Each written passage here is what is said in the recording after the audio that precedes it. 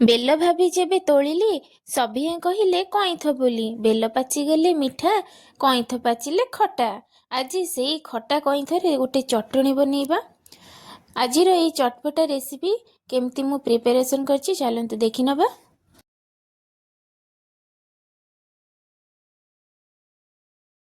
କଇଁଥଟାକୁ ପ୍ରଥମେ ଭାଙ୍ଗିଦେବା। ଭାଙ୍ଗି ସାରିଲା ପରେ ସେଥିରୁ କଇଁଥ ଯେଉଁ ବାହାରିବ ତାକୁ ଆମେ କୋରିକି ରଖିଦେବା। ଦେଖୁଛନ୍ତି ତ କେମିତି କଇଁଥଟା ପୁରା ବେଲ ପରି ଦେଖାଯାଉନି। ଆଉ ଯେମିତି ବେଲରେ ବି ମଞ୍ଜି ଥାଏ ଠିକ୍ କଇଁଥରେ ବି ଠିକ୍ ସେମିତି ହିଁ ମଞ୍ଜି ଥାଏ। ଆପଣମାନେ ତ ବହୁତ ସାରା ଚଟଣି କରିକି ଖାଆନ୍ତି, କିନ୍ତୁ ମୁଁ ଏଇ ପ୍ରୋସେସ୍ରେ ଚଟଣି ବନେଇଛି। ଆପଣମାନେ ଥରେ ହେଲେ ବି ଏଇ ଚଟଣିଟା ବନେଇବେ, ଦେଖିବେ ବହୁତ ହି ଚଟପଟା ଚଟଣି ଗୋଟେ ଏଇଟା। ତାପରେ ଭାଙ୍ଗି ସାରିଲା ପରେ ଗୋଟେ ହେମଦସ୍ତାରେ ମୁଁ କିଛି ଧନିଆ ପତ୍ର ଆଉ କିଛି ରସୁଣ ଆଉ କିଛି କଞ୍ଚା ଲଙ୍କା ମୁଁ ନେଇଯାଇଛି। ପ୍ରଥମେ ୟାକୁ ଖଣ୍ଡ ଖଣ୍ଡ କରିକି ପୁରା ଛେଚି ଦେବା ଯେମିତି ଭଲ ଭାବରେ। ଏଠି ମୁଁ ପ୍ରଥମରୁ ଛେଚୁଥିଲି ତ ଦେଖେଇ ପାରିନଥିଲି ସେତେବେଳେ, ଏଇନେ ସେଇଟା ମୁଁ ଦେଖାଉଛି। ଭଲ ଭାବରେ ତାକୁ ପୁରା ଯେମିତି ଦରଦର ଛେଚା ଆମେ କରିଦେବା। ଦେଖନ୍ତୁ ଏମିତି ପୁରା ଛେଚାଟା ତାର ରହିବ ପ୍ରଥମରେ। ତାପରେ ସେଥିରେ ଦେଇଦେବା ସ୍ୱାଦ ଅନୁସାରେ ଲୁଣ, ଆମର ଯେତିକି ଲୁଣ ଦରକାର ଆମେ ସେଇ ଟାଇପ୍ରେ ନେଇଯିବା।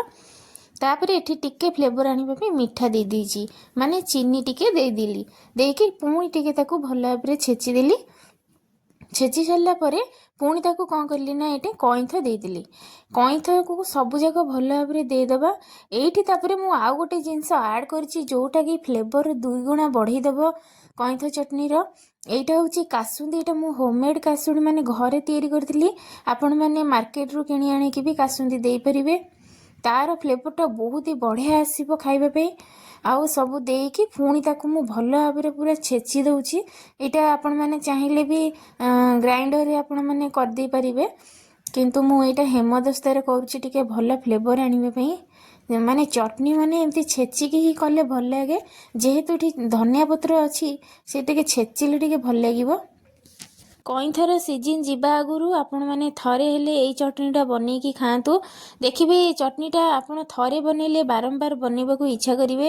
ଏହି ଚଟଣି ଏତେ ଚଟପଟା ଥିଲା ଆଉ ବହୁତ ସ୍ୱାଦ ବି ତାର ଥିଲା। ମାନେ ଏଇଟା ଭାତରେ ହିଁ ଭଲ ଲାଗେ ଚଟଣି ଖାଇବାକୁ, କିନ୍ତୁ ଆମେ ଖାଲି ମୁହଁରେ ବି ସେମିତି ଖାଇଦେବା। ମାନେ ତିଆରି କରୁ କରୁକା ଚଟଣି ଆମର ଖାଲି ପେଟରେ ଆମେ ଖାଇଦେବା। ସେ ଭାତ ଆଉ ରୁଟି କିଛି ବି ଆମର ଦରକାର ହେବନି। ଏଠି ପ୍ରସ୍ତୁତ ହେଇଯାଇଛି କଇଁଥ ଚଟଣି। ଭିଡ଼ିଓଟି ଭଲ ଲାଗୁଥିଲେ ଛୋଟ ଲାଇକ୍ ନିଶ୍ଚୟ କରିଦେବେ। ଯଦି ଆପଣମାନଙ୍କର ସାଙ୍ଗ ଯଦି କଇଁଥ ଖାଇବାକୁ ପସନ୍ଦ କରନ୍ତି ସେମାନଙ୍କ ପାଖକୁ ସେୟାର ନିଶ୍ଚୟ କରିଦେବେ। ସେମାନେ ଏଇ ଭିଡ଼ିଓ ଦେଖିକି ନିଶ୍ଚୟ ଏଇ ଚଟଣିଟା ନିଶ୍ଚୟ ଘରେ ତାଙ୍କର ବନେଇକି ଖାଇବା ପାଇଁ ମୁଁ ତାଙ୍କୁ ଅନୁରୋଧ କରିବି। ତ ମୋର ଭିଡ଼ିଓ ଯଦି ଆପଣମାନଙ୍କୁ ଭଲ ଲାଗୁଥାଏ ତାହେଲେ ଛୋଟ ସବସ୍କ୍ରାଇବ୍ ନିଶ୍ଚୟ କରିଦେବେ, ଯାହାଫଳରେ ମୁଁ ଯେଉଁ ନୂଆ ନୂଆ ଭିଡ଼ିଓ ଛାଡ଼ିବି ଆପଣମାନେ ସର୍ବପ୍ରଥମେ ଦେଖିପାରିବେ। ଦେଖନ୍ତୁ ଏଇଟା କେତେ ପୁରା ସୁନ୍ଦର। ତ ଆଜିକାର ଭିଡ଼ିଓ ମୁଁ ଏଇଠି ଶେଷ କରୁଛି। ପୁଣି ଦେଖା ହେବ ନୂଆ ଭିଡ଼ିଓ ନୂଆ ରେସିପି ସହ।